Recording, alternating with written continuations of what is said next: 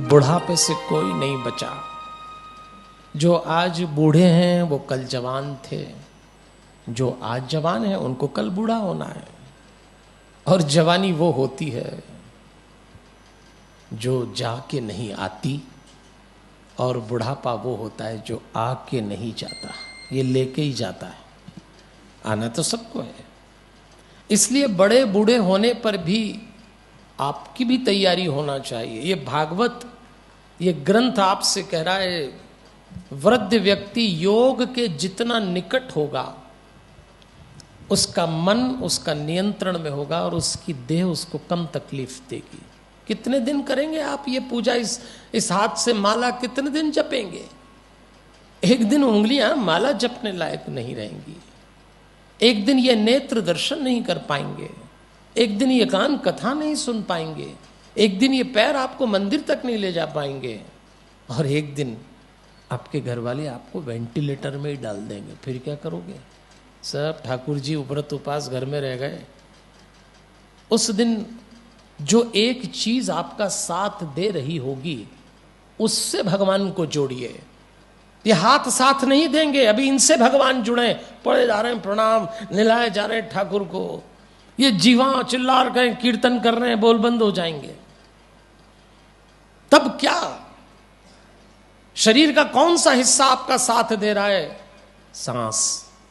सिर्फ आप सांस ले रहे होंगे, इसलिए हर सांस पे भगवान को जोड़िए, और सांस से भगवान को जोड़ने का नाम ही मेडिटेशन है। इसलिए मैं हनुमान चालीसा से ध्यान कराता हूं और आपसे निवेदन करता हूं रोज अभ्यास करिए। अभी तो मैं आपके साथ हूं, वरना जब शांतम बनाए वहां आके सीख लेना।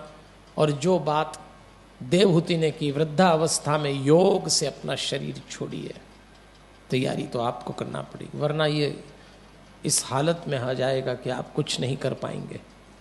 इसलिए ब्रह्मा जी ने आके अपने पोते को समझाया, तो बूढ़े लोगों को अपनी तैयारी करना चाहिए। अब आप जब बूढ़ा आदमी हो जाता है तो बुढ़ापा तो भाई दुख देता ही है, एक तो शरीर साथ नहीं देता, वो जो बड़े बड़े काम उछल कूद के बड़े उत्साह से किए सब ढीला हो जाता है।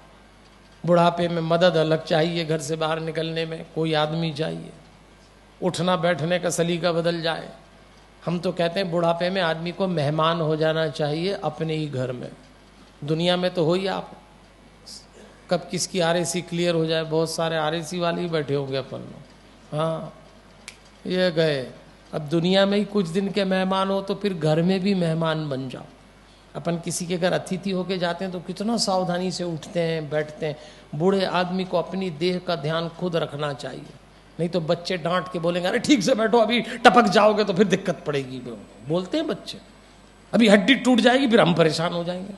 और सही बात है, वो काम धंधा करे, किसके पास टाइम है भाई? पहले 5-7 बच्चे होते थे, पहले के लोग 5-6 बेटे बेटी पैदा इसीलिए करते कि एक खाली रहे अपने बुढ़ापे में समा। कई तो बोलते ही थे ये स्पेयर है हमारे लिए। कई बार उनसे पूछ, भाई 4 बेटे हो गए, 5वां ये बुढ़ापे में कौन संभालेगा? ये 4 ज्यादा समझदार हैं, ये थोड़ा कम अकल है। कम अकल ही संभालते हैं, अकलमंद तोड़ जाते हैं, फिर क्या करोगे? और अब तो 1-2 होते हैं, तो आपको खुद ही संभालना है, किसी के पास टाइम नहीं है। इसलिए योग करिए। आपको डरा नहीं रहा, पर कई बूढ़े अपनी स्थिति खुद ही बिगाड़ लेते हैं। देखो, एक गांव के बाहर एक माई बैठी रो रही, बूढ़ी माई रो रही, तो गांव के लोग निकले, उन्होंने देखा तो उन्होंने कहा क्यों माई, क्यों रोती हो? माई का उत्तर सुनना। जैसे ही गांव वाले ने पूछा बूढ़ी माई क्यों रो रही हो, बोली ऐसे ही खाली बैठी थी तो सोचा रो ही लूं। कई डोकरे डोकरी ऐसे ही दुखी होते हैं, कोई दुख नहीं, कोई दुख नहीं इसीलिए दुखी। अरे तुम्हारी सेवा कर रहे हैं, बेटा सेवा कर रहा है, भूगल पर नहीं, वो दुखी होना स्वभाव हो जाता। कुछ भी कर लो आप, ये ना करिए। बहुत सारे सौभाग्यशाली जिनके घरों में